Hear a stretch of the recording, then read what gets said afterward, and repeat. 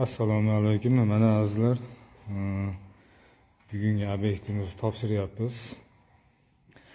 Topli pol atapleniya ishlarini qildik, sanuzlarni qildik. Mana kollektorlarimiz,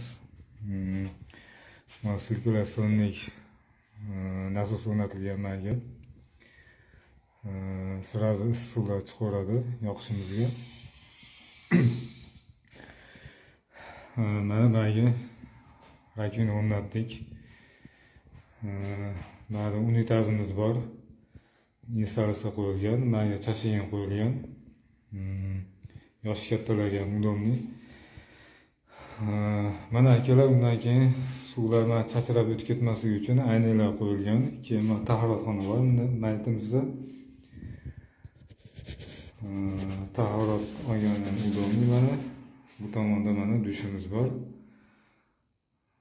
Joyimizni ekonom qilib, udobniy, hamma joyini kerakli joylarga o'rnatganmiz. Mana trapimiz ham mana suv tushdi, mana tagiga sirazi oqib ketaveradi. Bu yerdan ukulamiz shunaqa. Suvda tahorat olishiga yunda oqib yurmaydi, mana sirazi o'rniga tushib ketadi. Obyektlarimiz mana tugatib oldik.